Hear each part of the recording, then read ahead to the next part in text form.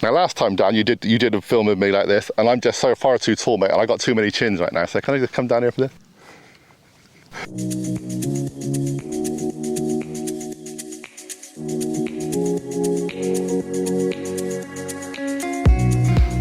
Hi everybody, welcome back to CHURSTON Golf Club. Yes, I am in Devon, and yes, I am back with Dan the man. He is a star, and if you've watched the other videos recently, you'll know we've done driver, we've done irons, we've done the dreaded bunker.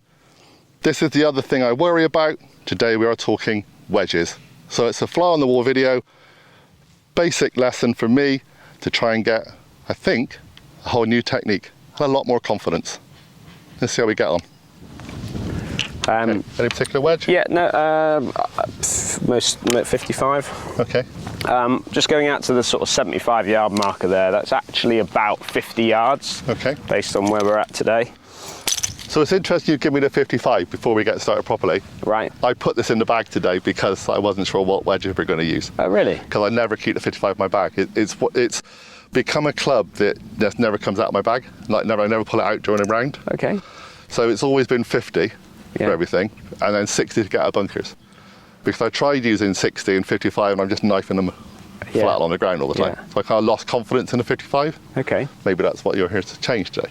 Yeah, well, we'll have a little look at all three wedges today and just see where you're at and things. Do you, like, so Bob Vokey would always suggest that 55, 56 degree wedge is kind of like the optimum really of the angle of the wedge itself, and then how much deflection you get on spin. So you're going to probably generate maybe a fraction more spin out of the 56 than you are, let's say, a 60. Okay. Even though you might get a difference in elevation or launch, the spin numbers are going to probably increase because the angle is almost like the perfect angle. To get the optimum all the time. Okay. I mean, the other good thing is because it's been in my studio for about 6 months, it's clean.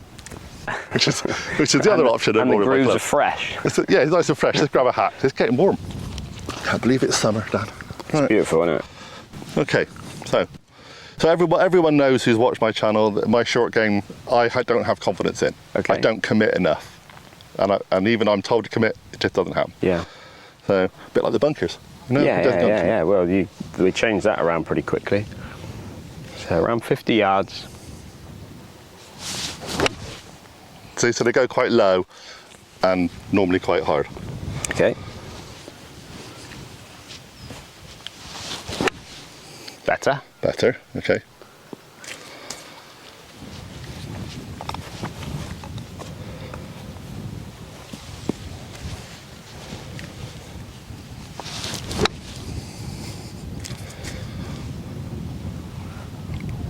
Yeah, okay.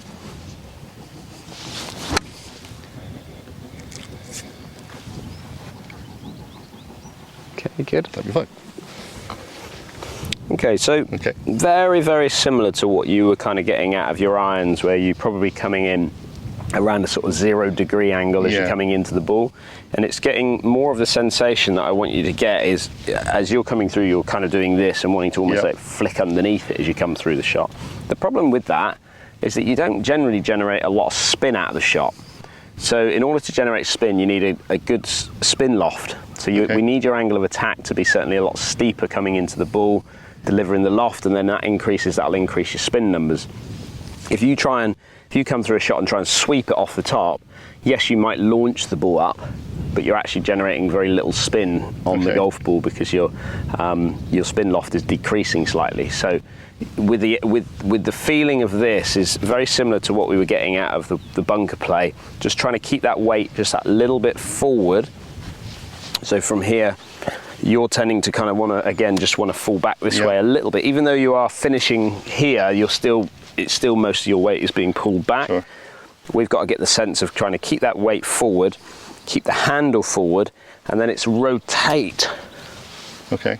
Hold the handle in that forward press position in a way, in a feeling, and then get the body to turn through the shot. So as you come through, everything turns through together. Hips turn, get into your left heel as you come through, and the shoulders and chest all turns towards the target. There seems to be a similarity in a lot of the lessons we've had, if people watch the other ones. Again, it's about connecting everything together to the body, not just everything with arms and wrists. Absolutely right. Absolutely right. You're relying on the small muscles to hit the shot. Yeah. I want you to just work on the turn, the big muscles, the chest, the stomach muscles, the legs, just everything to come through together. Okay. Certainly with these shots more so than anything else, really. So we're not talking little dinky stuff just off the green. We're talking this 50, 60, 70 yards. Exactly, but that feeling around the green, that little dinky shot that you're talking about there, it's also important to get that same move. Right. Okay, I don't want to see sort of this happening. Because that's the other thing, like when we're fairly close to the green, I mean, obviously most time I'll putt, and people will go, why are you putting? Because I'm used to links, but also because I don't do dinky shots for them. I mean, just even there, you talking dinky shots, you're doing this. Yeah, exactly, which is what I would do. That's not it. Even dinky shots is, yes, there has to be a little bit of release and try and utilise the sole a little bit, but actually you've got to keep that body, keep that trunk turning through the shot as you come through it. So important. Okay. So keep it all connected. Just get the sense that the butt of this club is still maintained at your body. Okay. So as you come through the shot, everything stays and turns connected through. You come up looking for the shot. Yep. Keep that handle, just that feeling of it being slightly forward. Almost falling forward again. Right. Just keep turning on it. Keep the handle forward. Better. Yeah, okay. It's all very thinking of everything right now. So that's it. So you just maintain that handle, just feeling like that handle's forward. Okay. Instantly, you see how when I push there, you lean with it? I've leant with it. Like that, keep that position. Don't be afraid to keep it in that position. And then as you turn through, keep the butt of the club kind of pointing at your chest as you come through, and then, finish up over here.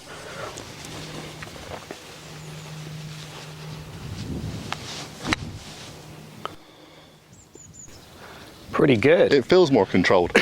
What I like is it's coming out flatter. It's coming out with a very little. You're not popping it in the air. It's just coming out with a push. You're pushing that ball through. I think there's always a thought process, certainly with me with wedges. I don't know about other high handicappers, that they're designed to go really high and then land really soft. So you're always trying to, like you said, manipulate this kind of idea to get them up higher and higher. Where actually that didn't go particularly high. Well, it was certainly high enough. Yeah. But it stopped really quickly. It wasn't going to run away. Correct, and what you'll see with a lot of, if you watch a lot of golf on TV or you go and actually watch it in person, you'll see the players, you see the ball land on the green, it'll land and it'll bump, stop. Yeah. Yeah, because they're coming, because yours are going up here and down like this. They're trying to press that ball in, like you've just played two lovely shots there where you've got bump, stop. Yeah. And that's because you're pushing that ball forward. You're getting the correct angle of attack into the ball. You're getting plenty of slip and grip up the club face. That ball's spinning now. It's coming out, launching lower. Yeah. But checking, you got more control over the golf ball. And I suppose if you understand that you're doing, like I said, bump, stop. Yeah. All you need to do then is really work out where you want to put that first bump, where you're going to land it to go bump, stop. Correct. And then, I mean, you're going way beyond here at this stage. But then you're focusing on, okay, where does it want to land? How is it going to react on the green? Sure. What window am I trying to hit it through to make it react slightly differently each time? And then, obviously, what's the pitch of the green? There's loads of little things that you can go into. But ultimately, if you can get this type of flight right and the strike right, then you can start picking and learning on that as you're out on the golf course. Yeah, I just feel for me, when I'm trying to scoot them up, I have no idea how far distances are going to go. They go flying over the back of the green or over the top of the flag. They could land in a nice place and actually kind of do what they have to do, but it doesn't happen enough.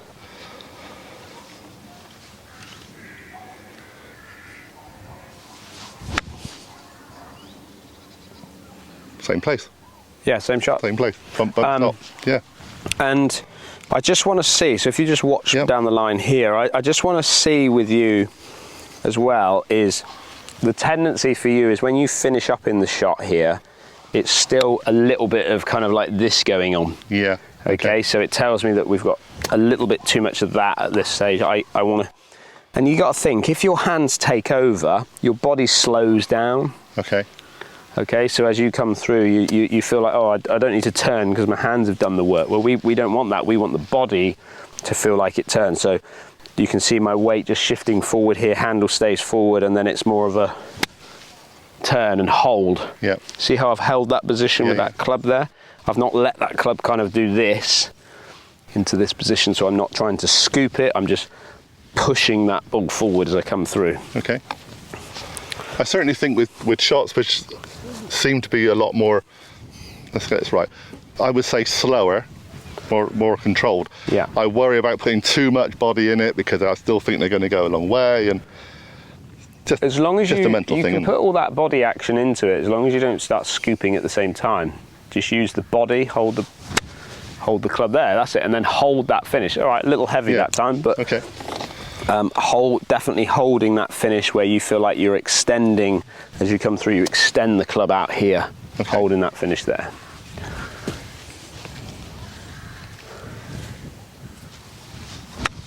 Beautiful, love that one. Yeah.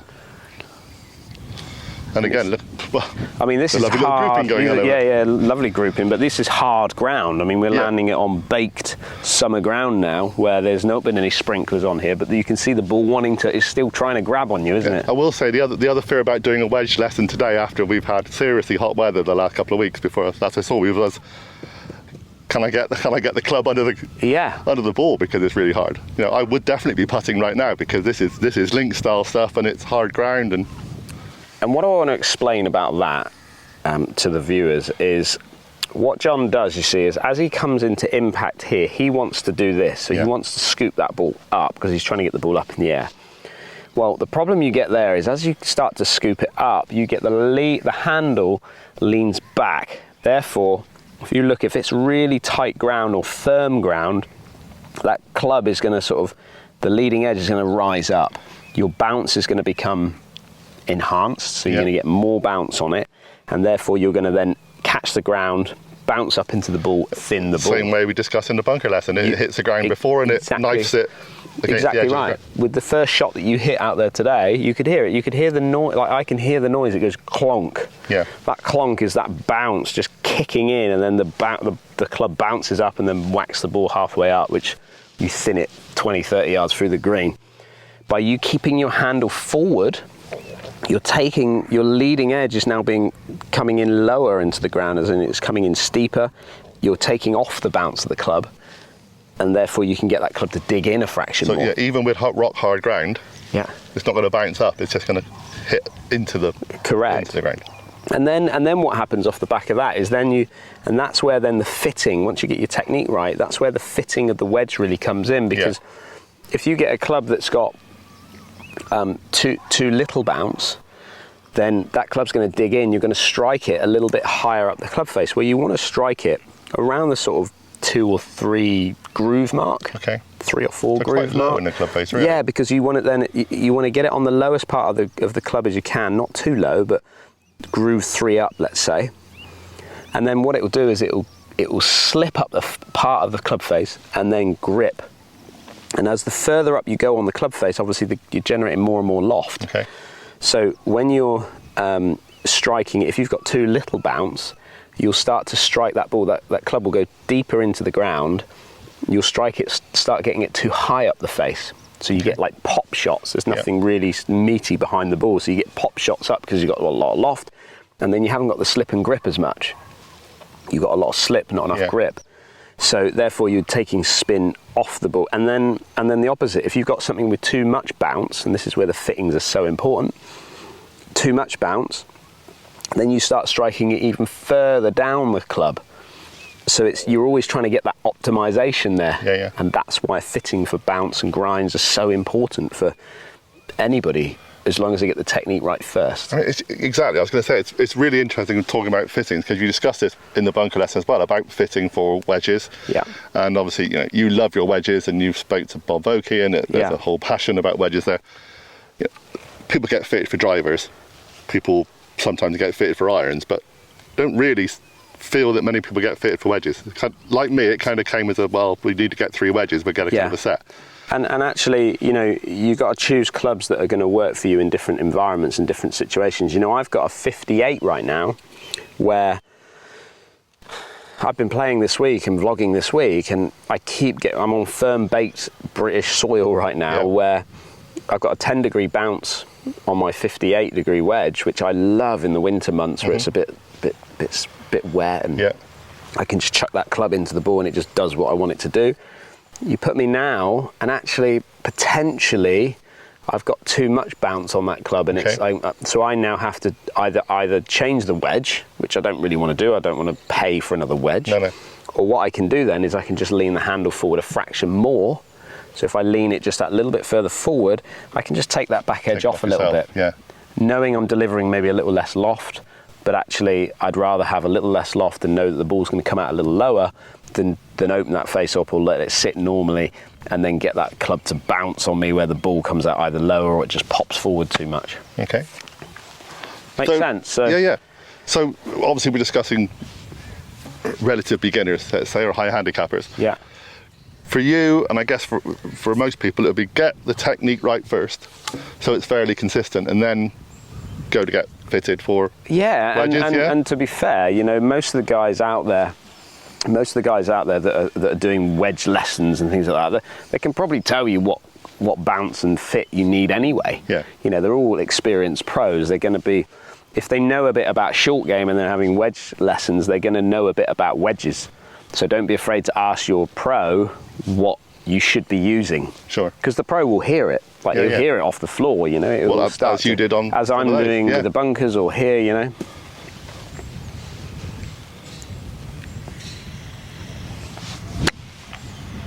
I felt like I hit the ground first. Yeah, I caught the ground a little bit just before the ball there.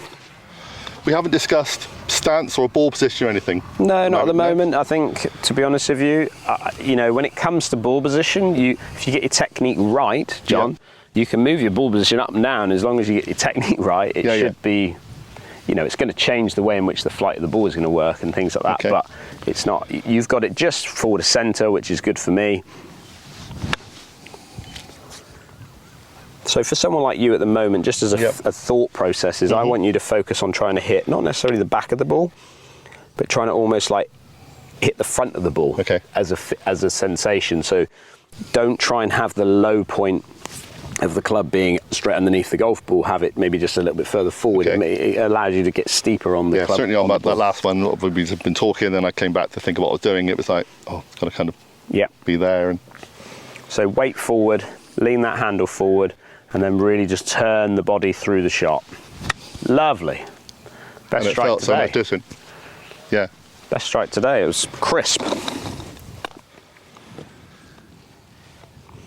And don't get me wrong, there's lots of other techniques. You know, when you saw Shane Lowry playing this week or last week at the Open, you know, very handsy underneath, you know, he was in the Bernie Leicester was in the tour truck watching them grind off all the back of his wedge because they wanted to take off all the bounce, because they know his style and his technique. Correct. So if you think for him, if he's throwing his hands this way, which is what he's trying to do, well, he doesn't want anything underneath that, because if he's doing that, he doesn't. So they're grinding away off all that bounce off for that particular tournament. But we don't have a tour bus to change all what we need to do to fix what we do. We have to change what we do to be more consistent. Correct, but they're elite players. So they are, you know, they've got many different techniques that they can use for different situations and different environments. You know, we're not elite. We're not to that elite level of what they do with a wedge or drive or whatever. So we just got to get a couple of basic techniques of what we're trying to do and then focus on those. I think from my level right now, I'm really quite pleased that they've all kind of gone the distance we're thinking, and they've done what they have to launch, do. And I know it's not going to be massively consistent all the time for strike, but for distance for me is key at the moment. Everything else will come later in more advanced lessons, I guess, as I get more advanced. Love it. Yeah. Literally didn't hear that one. It just went. It's a crisp strike. And actually, you know, a lot of the experimenting, John, is done on the golf course. It's not done on the range. No. it's again, done. we've got a range, we're just kind of hitting where we like almost, but we are kind of going you've for got area. You know, when you're on the golf course, you've got to pick spots of what you're trying to land it to. You've got to pick windows of how you're trying to hit it into certain points, certainly different, especially if you're playing links golf. Sure. You know, you've got to hit it over here to get it over here, you know. Yeah. There's lots of things that you got to do, but don't be afraid to experiment on the golf course. You know, you're going to hit bad shots, but you're also going to hit some really good shots. But you got to experiment to learn what you're trying to do. I mean, I think you were at the Open for most of the days, and I know I watched some of the. I think the practice days are the better days in the actual competition, because you see them, like you said, experimenting. I'll go for hitting one over there, and then I'll try one over there, and then I'll putt one, and then because especially with links, you've got to work out all these different ways of moving a ball around, aren't there? Absolutely right.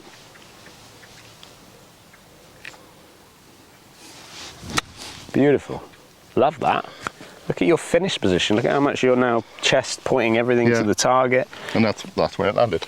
Correct, yeah. You're using the bigger muscles to just turn through the shot. I actually feel more relaxed doing it. Yeah, well, yeah, you should do, because there's actually, if you think about it, if you're getting the bigger muscles to do the work for you, you should be more relaxed. Any work. Yeah. Yeah.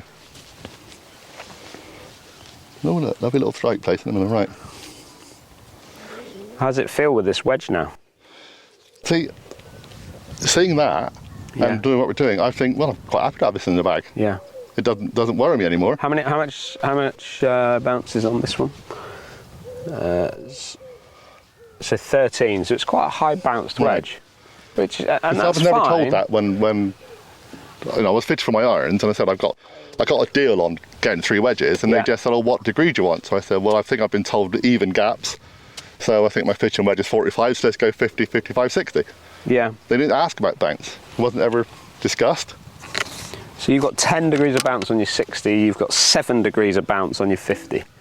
So what I would be suggesting with this club now is this is your... For that one, but just to see what did it. That's so good. It still did exactly the same. This club with 13 degrees of bounce on is something that you could use in a bunker if you've got lots of sand in it. But when you're using it in this environment now, never ever try and open the face up on it, because you've got 13 already on there. If you open up any more, you're just going to be, so it's always going to be a very straight faced wedge to use with this one. Manipulating it, you don't need to do that. Do you think that's why I always kind of went for the 50, because I felt there was more control with it? I don't know, it just, like I said, I literally took it out of my bag for months, because of 60 for bunkers, because I've got to need a height to get it up. That was my thought process originally. And 50 I kind of work. I don't really use a pitching wedge very often. Well, it's always I'll go for the blue 50. It's funny you say that, because what you've got here, if you think about it, if you come into a shot and you've got 7 degrees of bounce on your 50, and you've got 13 degrees of bounce on your 56, as they come into impact here, as the handle, because you were one that liked to lean the handle back. Yeah, I was, Well, you're turning this into 15 degrees of bounce, let's say. And then on this one, you're turning it to 8 or 9 degrees of bounce. Okay. So this one is going to be a lot easier to work in an environment where you're back here. If you were the other way, you get like lots of digging, people that dig it in, so they come handle forward this way. Well, they're going to want this club, because they're leaning the handle forward. They need some help behind when you're digging as well to come back out of the ground. Whereas if you're a low bouncer coming in with a digging leading hand, you're just going to leave that club in the ground. Because that bounce is not going to help it bounce back out of the ground. So there's nothing on it. So that's why you've favoured the 50 over the 56 or 55, because there's very little bounce on it. For me, I think a 50 should be more slightly higher bounced. Because it's a club that you're going to use probably for more fuller shots. So it's going to play very much like your irons would play. Whereas like a 56, you maybe want that to be able to manipulate it a little bit. So having it around the sort of 10 bounce would be a bit more where I'd put it. So you can open it up and close it down and do all those things. And then in your lob wedge, you might just want to have that one a little lower again. It's almost going the other way. You've kind of gone high, low, high, drop down again. So now what we're going to do is we're just going to hit a few 50s with it as well. Same technique, nothing's going to change. And I just want you to play the shot. Okay. And when you play the shot, I want you to start getting a sense of the sound and the feel of underneath. Sense of sounds of like what's the sound of the interaction with the ground, and then the feel of that. Okay. Does it feel harder? Does it feel softer? What, you know? So just hit a couple of those now.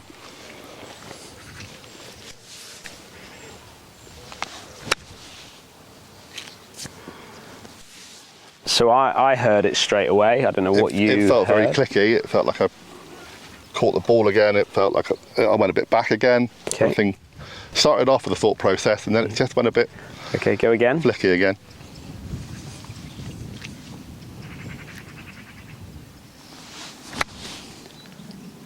That felt a lot softer.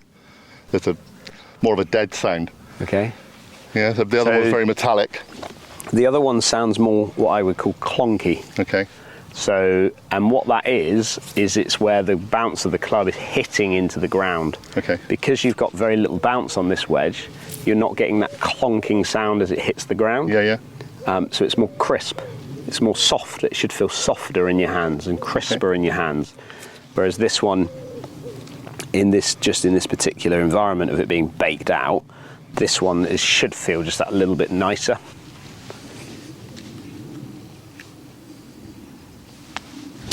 I hit the ground. Yeah, a bit heavy. So again, yeah. It happens. Like I said, it's going to happen on the course as well. Yeah. And this type of baked out ground, this is where it's going to. Not forgiving, is it? No, It's not going to dig in and get away with something. No way. Keep that weight forward, handle forward, turn the body. Better. That's crisp, isn't it? Yeah. And I've got to admit, most of those shots I'd be really happy with if that was kind of around where I need to land.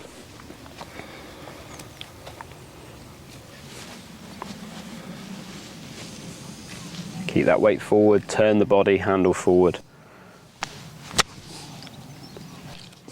Again, I want you to focus more front of the golf ball rather than possibly looking at the back of the ball. A lot of people tend to look at you should look at the back of the ball. Well, if you keep striking it just a little bit behind it, then maybe just try and focus a little further forward as a low point.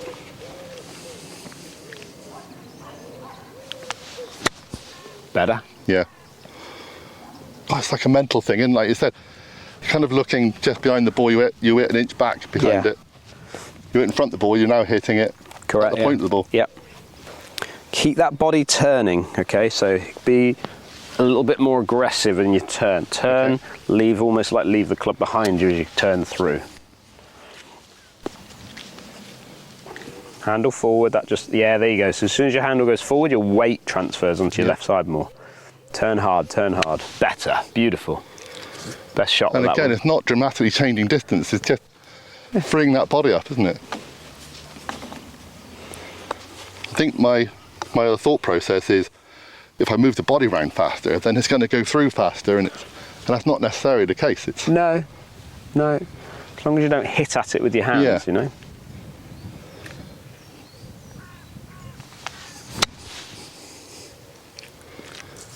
Yeah. And if you get this right, then we talk about ball position now. So we're going to hit 3 different shots now with 3 different ball positions. Okay. Okay. I'm going to set them up so people can see what's kind of happening. And I just want you to keep your feet kind of in the same place as you play these 3 different shots. Okay.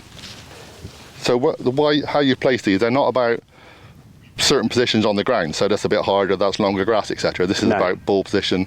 Correct. Placement of where I put my feet. Correct. So you've moved them sort of 2 inches either side of the middle ball, should we say? Okay. Okay. So that's it.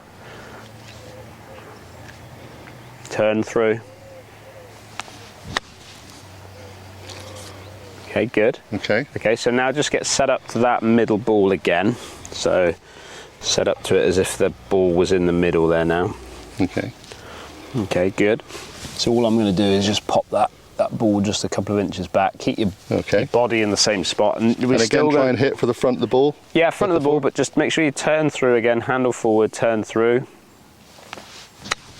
Nice. Really good. Okay. And then set up again as if that was the middle ball. Okay. Set up to the ball. That's, yeah, so that's really forward now, isn't it? Yeah. Okay, and just play it. That's like a real forward press now. Yeah. Play the shot, chase it through. That kind of punched out. It came out low because you thinned it a little bit. Yeah, because you've bottomed out a little early. Right. And then you've, so same again, bottomed out a little early. So then that kind of like that, yeah? That's it, and then handle forward, that's good.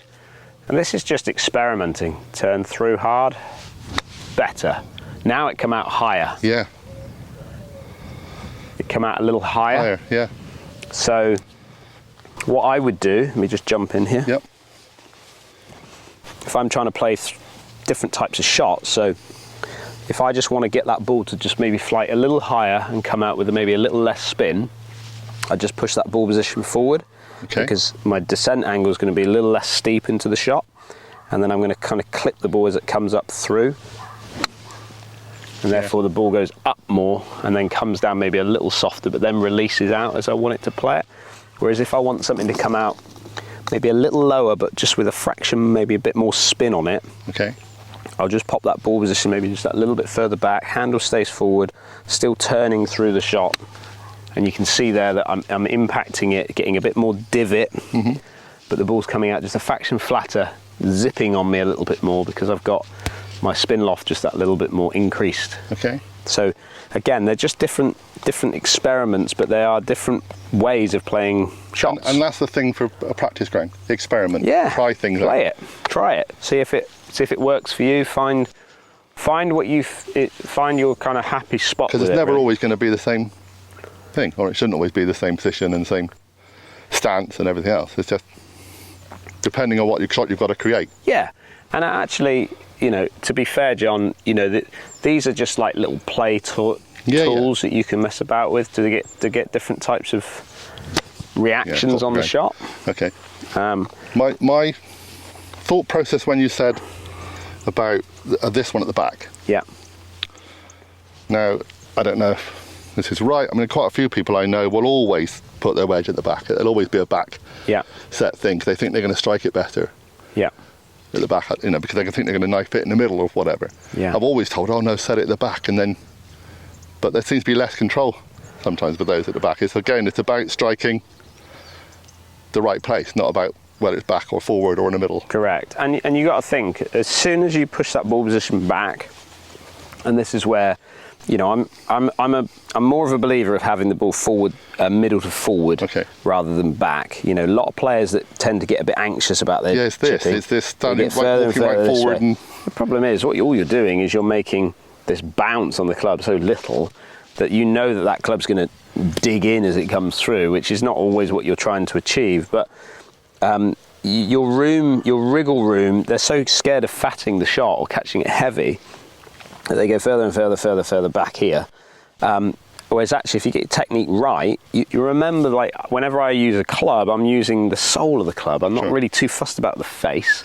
I'm trying to focus on where the pace happens after. What the ball rolls up. Yeah, it's just correct. But if you go further and further back, your margin, your strike margin becomes smaller. Sure. Whereas if you have it forward and then middle to forward, you can let that club just slide across, let the bounce of the club do the work, and then deliver the shot that you're trying to deliver. So, ball position back, I know why people run to it, but also if you think about it, if the ball position back, you might kind of lean back to try and help it. Again, that almost what happened with that one, and I end up taking way back because I'm kind of doing that. You just got to keep turning and making sure you do the technique right. Yeah. Back to the middle a minute. And even that, John, it's checked and grabbed on you. Yeah. But even that was a slightly heavy one. But because you're using the club properly, it's still going forward with the right amount of spin on it. And that's what I'm saying. If you get the technique right, ball position. My wedges never get spin on it. Pardon? They never get spin. They never really check. No. You know, they bump and run a long way. Yeah. Or they hit too close and they go a long way. I certainly never get a ball. I mean, I think it's happened twice in my career so far when someone said, "Oh, it spun back." Like they're watching the green and it actually, obviously something happened right for that, and then suddenly the ball came back. Yeah. So it's like you see all the pros do it, and you think, "Oh wow, that's." Yeah. Again, people think by putting the ball position back in the stance, leaning the handle forward, is going to generate the spin. That's not always the case, because what happens if you just set up to it like you just did there. By you leaning that handle forward, you're just pushing the leading edge down towards the ball. Your strike location is going to go higher on the face, creating less spin.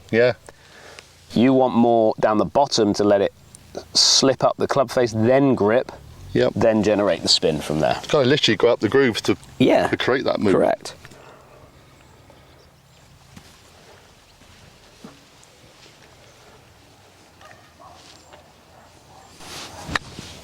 Good. Yeah, I looked at the front of the ball this time. Nice strike. It's just a mental thing, isn't it? Clippy. You come away from a chat and then you go, what was I supposed to what am I doing? Just suddenly. And that's why, in some ways, that's why it's actually quite a good thing from a practice point of view to step away and walk away and you know, chat with someone or whatever, because it takes you out of that rhythm. You don't want to get into too much of a rhythm when you're practicing.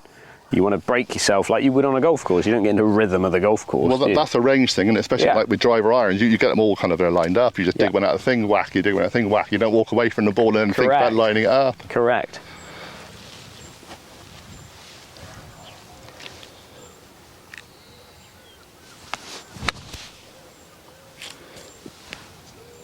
Felt nice. Feel good? Yeah. I know there might still be a little bit of this at the end, but it's about that bit really for now for me, and it's just working. Okay, right, let's do the last one with a 60 then. Let's have a little look at what's happening with that. Go on then. So, you know, at the end of the day... Use this on the ground. Sorry? On a hard ground. Wow. Never use this on a hard ground, mate, look at it. Yeah, well, I mean, you've used your 55, which has got more bounce on it. Just a mental thing. Yeah. What you need to be with this, because it's obviously got a lot of loft on it, you need speed. Right. So you need to just increase your speed a little bit if you're trying to get it to a yardage. And turn the body. That doesn't mean hit it harder with your hands. Turn the body harder. Lovely. And it goes up a lot higher, but it gets the same distance. I wish we had a camera there, because it did exactly what it's supposed to do. So I think Neil always uses 60. And I always say he's, you know, not a genius, but he saves his game an awful lot with the short game. And it's always the one club. Yeah. So let's say he's got used to it, hasn't he? Yeah. Trust the swing, trust the shot. Turn the body. Don't use your hands, don't help it.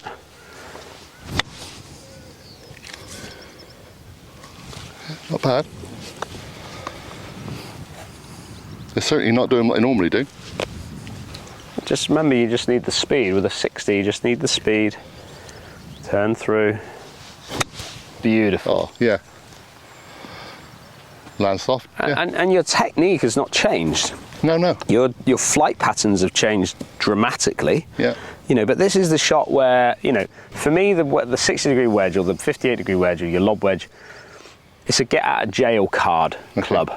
So it's when you've short-sided yourself accidentally, or you got yourself into a bit of a pickle where you need to get the ball up a bit quick and then drop it and stop it a bit quick. This is where that club, you don't need to, you got 60 degrees of loft on that club, you got 10 degrees of bounce. You don't need to be opening that club face up and trying to flick it up over the top of it. You can see there that as soon as you open up a face of a club, you're going to get less interaction with those grooves. You might get a bit more launch, but you're not going to get the spin. Because as you've seen today already, the more you get that club to grip, but if you turn that club to a side slightly and get it coming across it, it isn't going to grip. Not going to happen, is it? No. So keep that club face nice and square, trust the turn, trust the technique, and let the club do the work for you. You even caught it a bit behind, but it's still got the height. Correct. You're just going to get it to launch, pop it up in the air. So I don't know what else we're going to discuss on this right now, but just before, maybe this is the finish for me. Commitment. People say you didn't commit enough. I dropped them into a bunker. Let's say there, and I'm trying to get it over there. Yeah. You see this big obstacle, and you go, won't get in the bunker, won't get in the bunker, and they all go in the bunker because something goes wrong here and it's not committed. Is that the body not going through enough? Is it just back to hands? 100%. So what's happening with a lot of players when they talk about commitment they get a short shot that they're trying to just loft it over from here. Yeah. Well, what you're going to tend to see a lot of players do is this.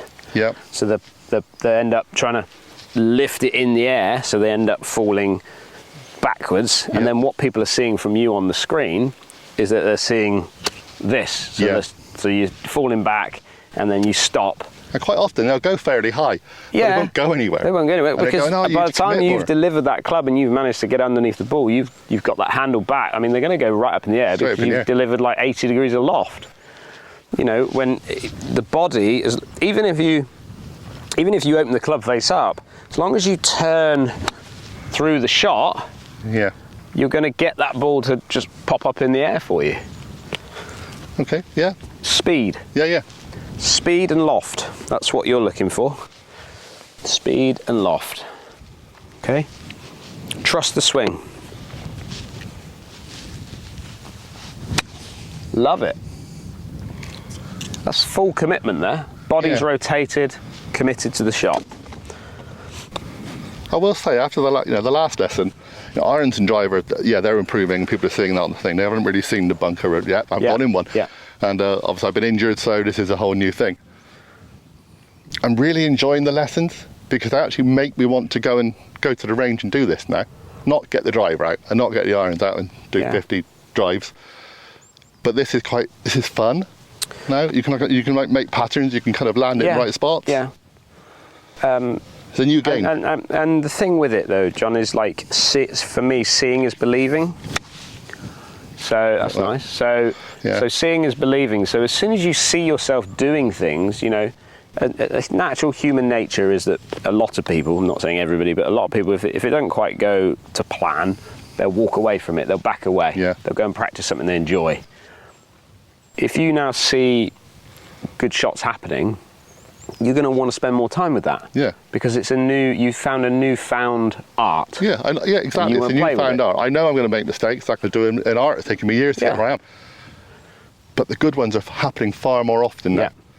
It's not becoming, oh no, I've got to hit a wedge. Oh, what am I going to do? Oh, I'm just might try and get a putter, get round the bunker and all that kind of thing.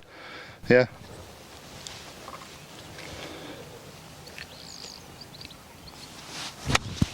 I love that. Yeah. That's your best one with that one. As soon as it lands, just bang, jams on you. Yeah. Jams on you. So what's happening there, the difference between your 60 and your 55 or your 50 is you're just getting different windows. Think about it. You've seen the Titleist wrench thing that they do. Those different A5s and AD1s or whatever they're trying to do, D1, A1, all that. They're trying to get you to hit it through those windows. You've got to think about your window. Okay, and if it goes in that window, well, it's going to come in steeper. If it goes in that window, it's going to come in shallower and shallower again, So think about that with the different wedges that you're trying to create. If you've got a tight pin and things like that, you want maximum speed, maximum height, maximum spin. If you've got a pin that's at the back of the green, well, now your window's down here because you want it coming out flatter, you want them to roll out towards skipping forward, all those sorts of things that you're trying to picture the shot. There's not one shot. What you have got is one nice technique now that you can use with 3 different wedges, 4 different wedges if you take your pitching wedge, 5 different wedges if you take your 9-iron. Yeah. There's lots of different shots that you can create through different windows and different reactions on the green. So, and do you think that what we just said there about, if the flag's in the middle or if the flag's at the back, do high handicappers, even maybe mid handicappers, look at the flag and go, got to get at the flag, landing at the flag? It's a reaction. It's not the process to get to the flag. No, it's it's a reaction to the flag, and that's why you see people go. People that should not be going at certain pins go at them. Yeah. Because it's just candy, isn't it? It's like, oh, there's the flag. I've got to go to the hole. Actually, no. What you need to be focusing on is where do you want to be putting from. Yeah. Do you want an uphill putt? Do you want a downhill putt? And I like my putting, so I have more confidence in my putting, so I don't have to go over the dangerous route to get really close, because I just feel if I'm kind of on the green within 20 feet, I've got a chance. Yeah. So, yeah. Love it, mate. Feel good? Yeah, feel good. And that's the point. Have a lesson, feel good. And I come back to your, you talk about your art and stuff like that, and I get this with editing. Like, editing is an art. There are certain bits of editing that if you become really good at, you'll use it a lot.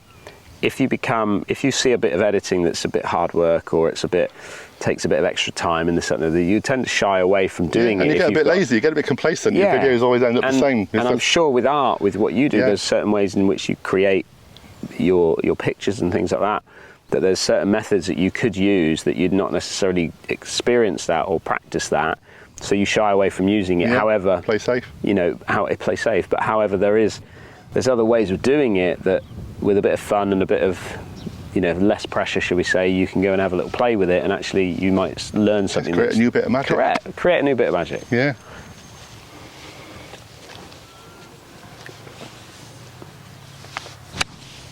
Lovely. Easy. Yeah. And my thought process now is not about hitting behind the ball, it's about the front, and that's really what, for me, that's what's key at the moment. That's your low point. You're focusing on a low point there. You're trying to strike the ball, then have your low point. Strike the ball, then have your low point. Don't have your low point directly under the ball. Strike the ball, low point. That gives your angle of attack nice and steep, imparts lots of spin, gets your strike location in the right spot on the wedge, and you create the shot that you need to create. Okay, so for the benefit of the video, otherwise it's gone forever, anything else you need to say? Any more to do with the lesson? Are we happy? Not at all. I think I'm very happy. One technique. Lots of different clubs. You can move around ball positions if you want to. That's something for you to experiment with. But one technique, loads of different clubs. Understand your wedges as well. Understand the wedges. Understand what they all mean, what the numbers mean on the bottom. Because I certainly didn't. Yeah. Certainly not the bounce. And then over time, John, you've talked about maybe changing wedges and things like that. They're just old now, And that's fine. They're still good wedges, but they don't get that much use. Yeah, but it's over time. Now you got your technique right. Yeah. Now's the time where you would sort of say, right, I'll get this right, and then I can go and get the season, more practice of the same technique, and then winter, whatever, maybe look at some wedges and go and get a fitting and absolutely right. Those kind of things. Yeah. So, thanks very much, everybody. I hope you've enjoyed that. I know a lot of people are enjoying the lessons that we're doing. I'm getting some really lovely comments. Quite a number of people have actually gone out. You can come back in, Doug. Come on. A lot of people have actually said they're really enjoying it, and they've taken it on the range, they've taken it on the course. So even although it's very specific to me, or I feel it is, there's so much general stuff that's happening that people are picking up. Absolutely, yeah. There'll be lots of things that you do that lots of other people out there do. It's their common faults. And we can all and what we're doing is we're experimenting with different things, and people can pick up on that and experiment with it themselves and play with it and make it a game within a game. Yeah. It's not always about going to play 18 holes. This is the whole different kind of thing. Yeah, you can create your own games out here. Hit different types of shots out here. I used to live at this practice ground. This is where Paul and I grew up hitting golf balls. We tee up on the right side, hitting out through that gap there with brand new Pro Vs just to put ourselves under pressure of doing it. And it was, there's so much you can do to different target points. And that doesn't even need to be out on a big field like this. It could be in a little short game facility, or when you're putting green, or whatever you've got. But make games, make it interesting. Make it interesting, make it fun. Absolutely right. Lovely. Thank you very much for watching, everybody. Please subscribe, please hit the notification bell. Please come and see Dan on both his channels. Yep, check it out. They're lovely. Honestly, they are. I feel like a market trader. They're lovely. 2 for £1. So we will do some more regular lessons. Yeah.